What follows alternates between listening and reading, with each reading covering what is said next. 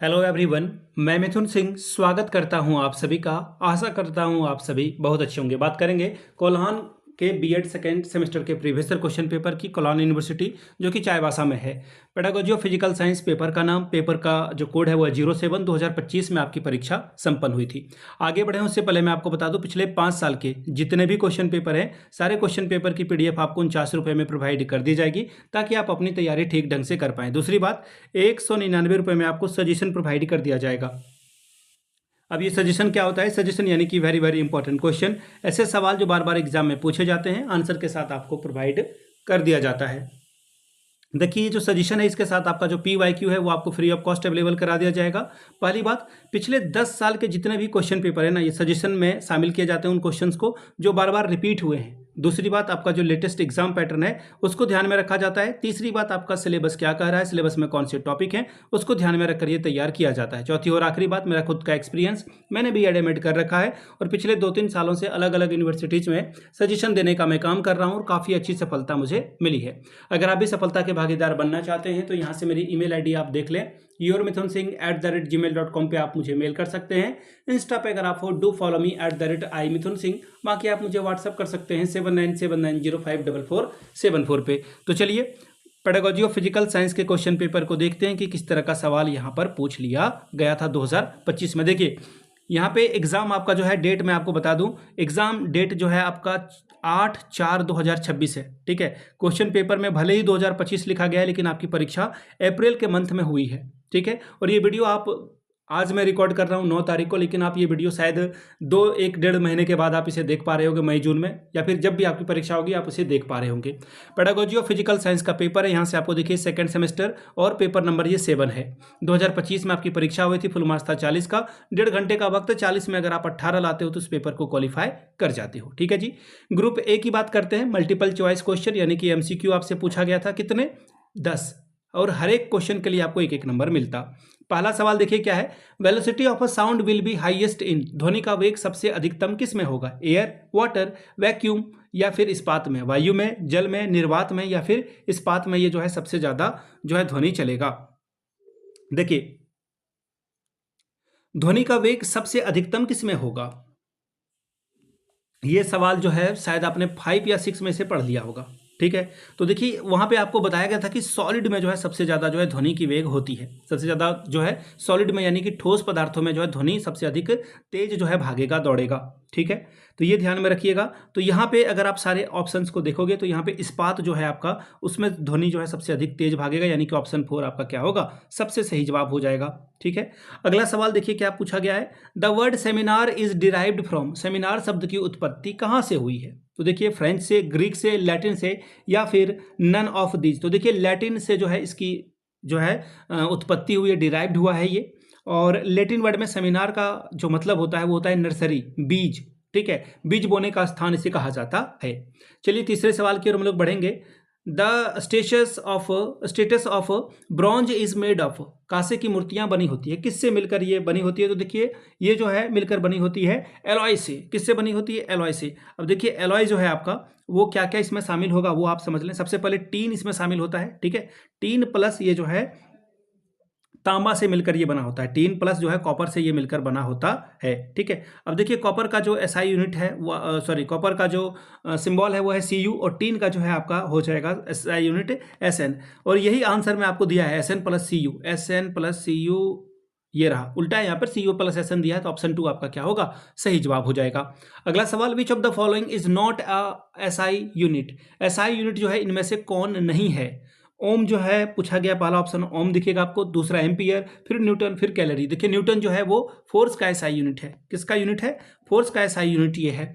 ओम जो है वो किसका SI यूनिट है? तो ओम जो है आपका जो SI यूनिट ओम आपको दिखेगा, या फिर एम्पियर दिखेगा, या फिर जो न्यूटन दिखेगा, सब जो है किसी का ना किसी का SI यूनिट है। लेकिन यहाँ पे एक जो आपको कैलोरी दिखेगा, ये कैलोरी जो है SI यूनिट नहीं है, बल्कि जो ऊर्जा की SI यूनिट है उसका नाम है जूल। उसका नाम क्या है? जूल। इसका जो है सही आंसर होगा। यहाँ जूल होता तो फिर जो है सारे जो है SI यूनिट हो जाते। तो फिलहाल इसका जो आंसर है, आपसे नॉट वाला सवाल पूछा गया, तो ऑप्शन 4 आपका सही जवाब हो जाएगा। अगला सवाल देखिए, चौथा, फील्ड ट्रिप रिलेटेड टू, अध्ययन यात्रा किससे संबंधित है? रियल लाइफ सिचुएशन से, बिल्कुल वास्तविक जीवन से ये संबंधित है। एक्सपेरिमेंटल मेथड से नहीं, ये बहुत ज़्यादा तो है, इसका जो आंसर ये नहीं होना चाहिए, ये जो है आंसर नहीं होना चाहिए, तो ये ऑप्शन कटेगा। प्रयोगशाला भी नहीं है, नॉन ऑफ दिस भी नहीं है, यानी कि रियल लाइफ से आप सीख पा रहे हो, ऑप्शन 1 आपका सही होगा। अगला सवाल, which of the following is not a product of a learning, निम्नलिखित में से कौन सा शिक्षण का उत्पाद नहीं है? स्किल, बिल्कुल शिक्षण का उत्पाद है ये, लेकिन नहीं पूछा गया है। मैच्योरेशन, परिपक्वता भी शिक्षण से आएगी। अगला देखिए, फिजिक और फिर है नॉलेज। देखिए फिजिक, आप पढ़ाई करने से फिजिक आपकी अच्छी नहीं हो जाएगी, इसके लिए आपको जो है जिम करना होगा, अच्छी डाइट लेनी होगी और जो है प्रॉपर स्लीप भी लेना होगा, तभी आप जो है अच्छे से आगे बढ़ पाएंगे, ठीक है। लेकिन जो है शिक्षण का उत्पाद फिजिक जो है काया नहीं होगी, ऑप्शन आपका जो है यह 3rd सही होगा, ठीक है। अगला सवाल देखिए क्या बोला गया है, क्वेश्चन नंबर, हाँ क्वेश्चन नंबर जी, पेडागोजी इज रिलेटेड विथ, शिक्षा शास्त्र का संबंध किससे है? देखिए पेडागोजी का मतलब होता है शिक्षा देने की कला, सीधी सीधी ऐसा आप समझ लो, पढ़ाने की कला, पढ़ाने की कला, तो ऑप्शन 1 आपका सही हो जाएगा। आप बच्चे के साइकोलॉजी को समझ रहे हो, बच्चा कैसे सीख रहा है, किन किन स्टेज में सीख रहा है, जैसे कि जिन प्याजे ने कहा था कि अलग अलग स्टेज में बच्चा अलग अलग चीज़ों को सीख पाता है, तो ऑप्शन 1 आपका सही हो जाएगा। अगला सवाल, what is the highest level of a teaching, शिक्षण का सबसे सर्वोच्चतम स्तर क्या है? तो देखिए शिक्षण के 3 स्तर होते हैं। सबसे पहले मेमोरी नॉलेज होता है, पहला MK मेमोरी नॉलेज पहला। दूसरा आपका क्या आएगा भाई, इसमें दूसरा आ जाएगा इसमें अंडरस्टैंडिंग लेवल, ठीक है। तीसरा क्या आएगा, तीसरा आपका जो है वो आ जाएगा रिफ्लेक्टिव लेवल, यानी कि इसमें चिंतन स्तर आपको देखने को मिलेगा। तो सबसे अच्छा स्तर आप किसे मानोगे, तो ये आंसर हो जाएगा आपका थिंकिंग का। तो थिंकिंग वाला ऑप्शन देखिए कहाँ है, थिंकिंग वाला ऑप्शन आपका ऑप्शन नंबर 3rd में है। अगला सवाल देखिए क्या बोला गया, national science day is celebrated on, राष्ट्रीय विज्ञान दिवस 28 फरवरी को CV रमन साहब के जन्मदिन में हम लोग मनाते हैं। CV रमन प्रभाव के लिए इनको जो है नोबेल प्राइज भी मिल चुका है, ठीक है। चलिए अगले सवाल की ओर हम लोग बढ़ेंगे। अगला सवाल देखिए, which of the following is used in pencil, निम्नलिखित में से किसका उपयोग पेंसिल में किया जाता है? तो ग्रेफाइट, आपको एक सेकेंड यार, ग्रेफाइट जो है वो एक क्या है, कोल का ही टाइप है, और कोल का जो है ये ग्रेफाइट जो है एक पत्थर है, इसका इस्तेमाल पेंसिल में किया जाता है। हालांकि ग्रेफाइट में जो है आपको ये करंट जो है फ्लो होता हुआ दिखेगा, ये एक्सेप्शन है, ठीक है, ये एक्सेप्शन है, और इसमें जो है करंट फ्लो हो जाता है। अब बात करेंगे ग्रुप बी की, शॉर्ट टाइप के क्वेश्चन आंसर, 2 सवालों का जवाब लिखना है, 5 + 5 10 अंक आपको यहां से मिल जाएगा। सवाल नंबर दूसरा, what is important of a physical science in daily life, दैनिक जीवन में भौतिक विज्ञान का क्या महत्व है? तीसरा सवाल, describe different type of a teaching add with example, विभिन्न प्रकार की शिक्षण सहायक सामग्री यानी कि TLM का उदाहरण सहित वर्णन करें कि आप कैसे इस्तेमाल करेंगे।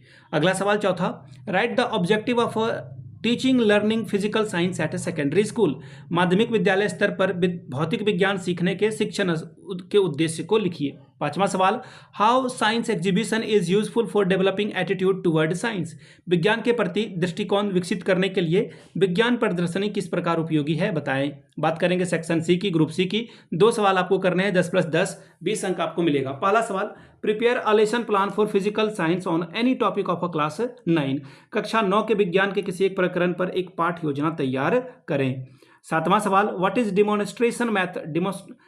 Demonstration method cum discussion method, explain its usages in teaching learning process, प्रदर्शन सह चर्या विधि क्या है, चर्चा विधि क्या है, शिक्षण अधिगम में इसकी उपयोगिता को समझाएं। 8वां सवाल, how constructive approach of a teaching is useful for student, what are the self learning and peer learning strategy, यानी कि शिक्षण का रचनात्मक दृष्टिकोण विद्यार्थियों के लिए किस प्रकार उपयोगी है, स्वयं सीखना और साथ साथ सीखने की रणनीति क्या है। शॉर्ट नोट्स आपको लिखने के लिए कहा गया है, मैंने आपको कई दफा पहले भी बता रखा है कि जब मैं खुद BEd MAd कर रहा था तो मैंने हमेशा से शॉर्ट नोट्स जो है लिखा था। सवाल क्या है, use of ICT in science, विज्ञान में ICT का उपयोग। दूसरा है सिग्निफिकेंस ऑफ लेबोरेटरी, प्रयोगशाला का महत्व। तीसरा है place of physical science in curriculum, पाठ्यचर्या में भौतिक विज्ञान का स्थान।